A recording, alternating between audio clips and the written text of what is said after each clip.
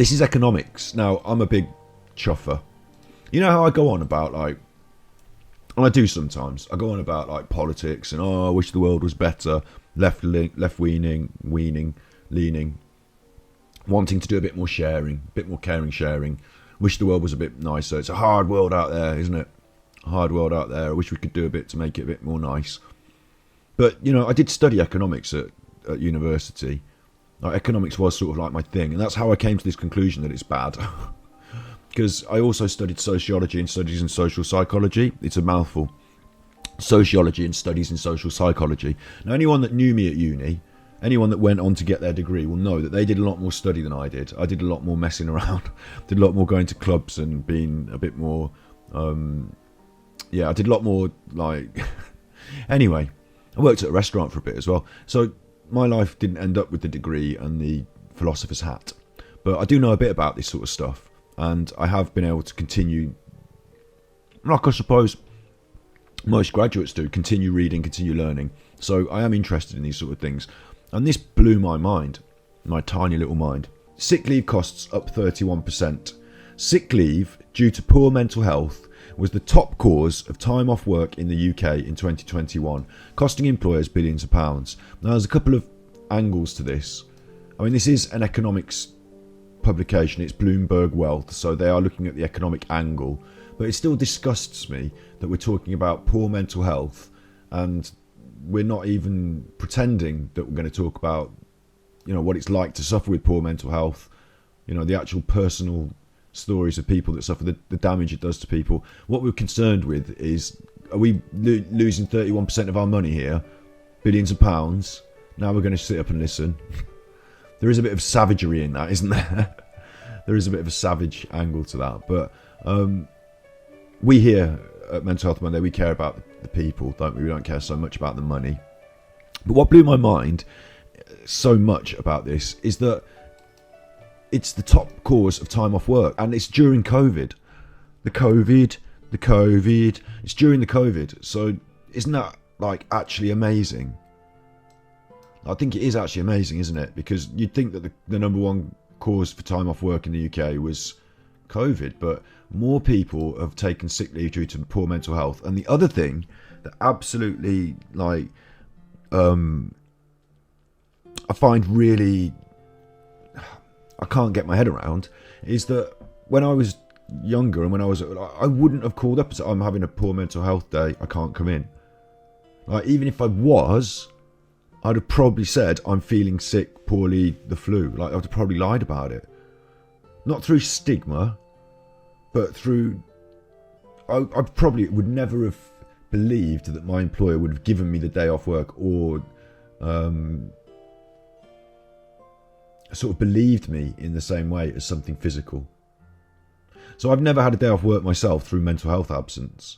I know that when I was the boss and I was working for myself, I could choose when to go into, you know, work, so to speak, and I choose to go in a lot more in the early days, and in the later days when there were more people to sort of pick up the slack, maybe less. And maybe I would now admit that my mental health was probably one of the reasons that I was less present in those later stages of running my own business in that way, when I used to do the hairdressing. But at the same time, I wasn't going to be saying, like, ringing out, I'm not coming in today because of my mental health.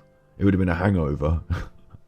You know, but not my mental health. You know what I mean? I'm so, in a way, I'm pleased that people are willing to step forward and say, I've got a mental health problem, I'm not coming into work. I wonder if this cause of time off work in the UK, you know, there's a difference between calling up sick because today I'm feeling down, and having 6 months off because I've come to a point in my mental health journey where I can't keep going to work and successfully maintaining my mental. I need this time off to, you know, come into a breakdown or something like that. Then you have the time off in an extended thing. And with the COVID and, you know, let's say, what is there now? There's 200,000, like in America, it's 500,000 families who are grieving because someone died of COVID. So that's like 500,000 families. That's like if each family's got like 5 people that know somebody, now you're talking about, there's like quite a lot of people who were sad this last year because of that, and also the effects on our lives and not being able to go out and run around the park. And well, you could kind of run around the park, couldn't you? Not being able to go to the pub. Well, yeah, I suppose I can see why that might make you sad. The sad thing about losing the people.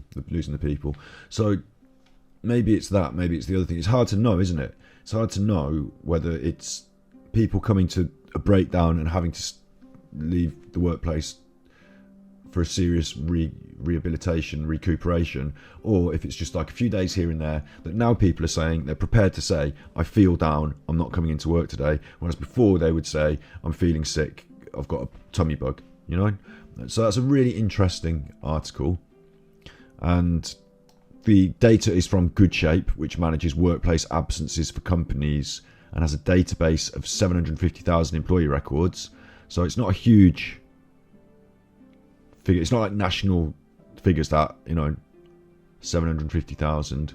But GoodShape estimated the cost of sick leave rose by 31% before the pandemic, not accounting for the cost of hiring and training replacement staff. So they're saying it's before the pandemic as well. There's a little graph. We like graphs, don't we? Absent with leave, mental health, 18 days, average length of absence. So we're getting some answers here from, of course, a paper which is not necessarily the be-all and end-all, because it's only 750,000 people. That's a lot. That's statistically a significant number. Average length of absence, mental health, 18 days. So are we saying that people have, in total, over a year, 18 days off? Or are we saying that somebody has to leave work because they've got a problem? It's a mental health problem. They're not going to be back in for another sort of 18 days. That implies to me, and even if it is 18 days peppered throughout the year, I think it implies to me that the levels of stress are quite high. People are reaching breaking point. That's probably what I'd say about that. I think it's less likely that people are just more likely to speak up these days if they're having a down day and don't feel they want to go into work. And I think it's still less likely these days, because I never felt that I could say that. I don't feel like coming into work. And I started, this is a good point, when I left university and started into the world of work proper, I wasn't in a good place mentally. So it was part of my rebuilding my life, my mental health, to go to a job and go to work. So it was a step-by-step process for me. And in those early days, some of those jobs were hell. Like, they weren't conducive to positive mental health in themselves. So trying to get through that process was tough. Getting told no for a job application. I remember going for a job interview. Quite a funny story. It's not really funny, but I was in a bad sort of place anyway when the interview landed. So I was looking for jobs. I was sending out application CVs. But when the day of this interview came, I was not happy mentally. I was having a bad day, whatever. So I had to go to this interview, and I was kind of dishevelled. I normally would look a lot smarter. I was kind of dishevelled, kind of confused in my own thinking. And I remember I saw one of my friends who works at this place was there, not in the interview room, but in the office. And I was like, oh, hi. Yeah, hi. And I remember thinking to myself, well, if they're okay here, I should be okay through this process, because I'm not like rating myself against my friends, but I'm like, capable as they are of, if they're here, then I'm like them. We should be good here, aren't we? And then I thought to myself, well, look, they're wearing their smart shoes and they're wearing their. I haven't bothered with my shoes today. Oh God, no. And they've got a haircut, I haven't. And it started to ring him. I could notice that even though I'm quite academically, my CV's okay, all that, I just didn't look the part. I didn't look the part. And then when we got into the interview, there were other people lined up, and I thought, he looks the part, she looks the part, they look the part. I could see that I wasn't going to get this. And then when I went to the interview, I had these bad feelings, and I sort of just chuffed up the interview. I chuffed it. I remember chuffing it. I remember them asking me questions about, standard interview questions like, why do you think you might work well as a part of a team or whatever? And me just being like, well, I'm kind of, I'm all right at most things. I'd say an answer like that, and I'd just be like, oh, well, I could feel myself, and I was getting red, and I'm not usually that sort of person, but it was just like this disaster, and I was feeling like if I could have and said, mentally, I don't feel well to come and do this today. In those times as well, going to those jobs, going to the call centre or whatever, I never rang up and said I feel mentally incapable of sitting at this desk for this 8-hour stint now. But I felt like that. Yeah. So I think it's less likely you're taking one day off here and there.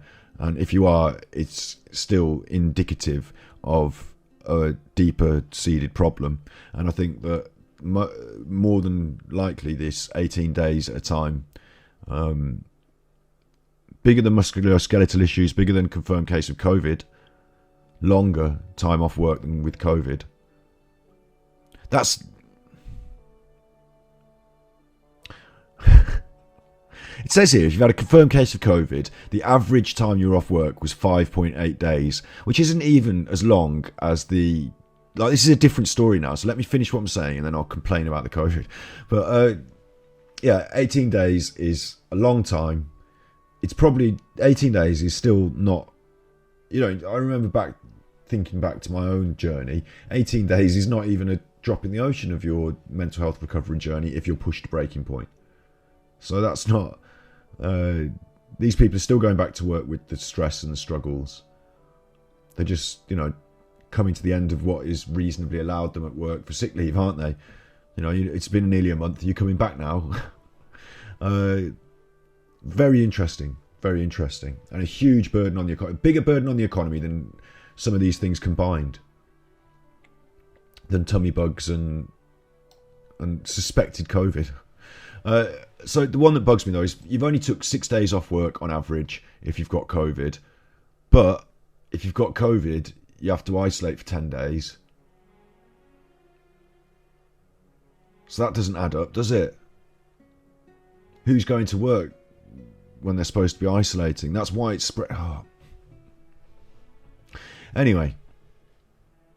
Government workers took the most mental health related sick days. This is different kinds of jobs. So if you work for a government agency, you took the most kind of sick days. It's a bit vague, isn't it? It's a bit vague. I mean, that probably means ministers, doesn't it?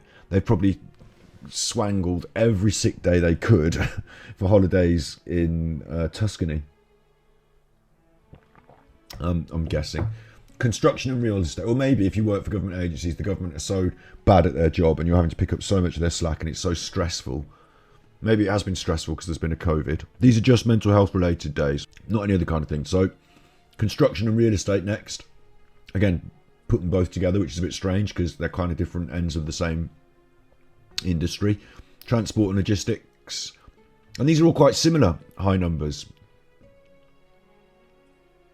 So I suppose it's across the board. Transport and logistics, workplace services, utilities, manufacturing and engineering, health and life sciences, financial and professional. It's all the different kinds of things, isn't it? Everyone's suffering. I'm surprised consumer and retail's so far down the bottom, but I think that's simply because you get the sack if you don't go in for your mental health in consumer and retail. Whereas higher up on this list, I think some of these jobs, some of these workplaces might value you a little more and might give you a bit more time off if you ask for it.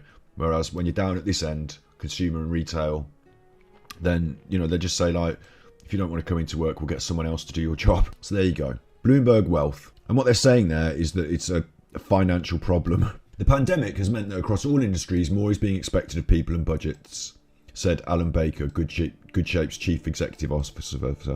The good news, though, is that the business community is realising that performance is inextricably linked with well-being and insight. Why is that the good news for you, Alan Baker? I don't know. It is good news. It's a bit of a surprise that we're in 2020 to 2021. We're in the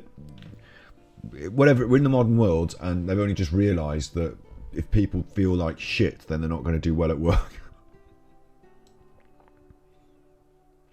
Should have said chuff. Usually say chuff, but that's, you know, the economics made me cross. What the market, and I'm just talking economics here, just the nuts and bolts of the market, the computations, no human emotions involved.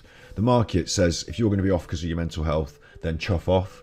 We'll get someone else to do your job. You're not useful to this company. You're not efficient. So chuff off. That's what the market wants. And if we let free market economics, supply and demand, capitalism, if we let the free market just go free and just do what it wants, it does create an equilibrium and a balance, but people are crushed underneath that. There's no provision for disabled people because they're not as useful So just not have them, not support them, not, you know, stuff like that. Street lights, well, I'm not leaving my street lights on out there, me paying for them, so that any old chuffer could just walk through. So we won't have the street lights, or we'll only have them if I walk underneath them. Or my street can pay for their own lights, and if you want to come onto our street, you can pay an extra 20p while you walk under the lights or something. It's difficult. Maybe we just put the street lights on and just all share the light and just all pay into a kitty, and it's more sensible, isn't it? We do that. So in the reality, we don't let the free market reign free. We don't let it just do laissez-faire economics. Whatever the business model, whatever the printout says, that's what we should do, supply and demand. We don't do that. We don't do that. The truth is they create demand. They create demand, and through marketing, that's a different conversation. But the truth is that we regulate the markets. We put things in place. Socialist maybe ideas, like sharing ideas. Let's not get too bogged down in the capitalism and consumerism, socialism and all that. No, you know, sharing, being nice to each other, so that we can help people live their lives in a productive way. And overall, it turns out even the economists can understand that that's better economically even. So even though the market wouldn't suggest to do it, help the people. Spend some money and time helping the people. It's best to do it. So there you go. And that's why. Sorry, but that's why right-wing Republican. I don't know what they call it. You know, there's lots of different words for it, but there's two ends of the scale there, aren't there? There's like socialism, where the government sort of controls things like the hospitals and the. It's funny because Snips in America works in hospitals and is treated much better in a free market economy hospital situation than our nurses and doctors are treated in our country under a nationalised government run one. Oh, there, hello. Hello. But that's because you've got a union, you told me. So, you know, there's still power to the people there. But it would be nice if we could have the government sort of running all the institutions for the people, on behalf of the people, you know, power for the people, and we could all share in the benefit of that. And, you know, so what we're looking at and what we've discovered is that the free market doesn't work. It makes people sad, and that means that their mental health absences drive up sick costs, and that's bad. So we're going to fix that, we've decided. We're going to fix it by bidding off the free market and just sort of like applying the principles of we like each other, so we're going to share stuff. So that's the answer to that. I'm glad we covered that.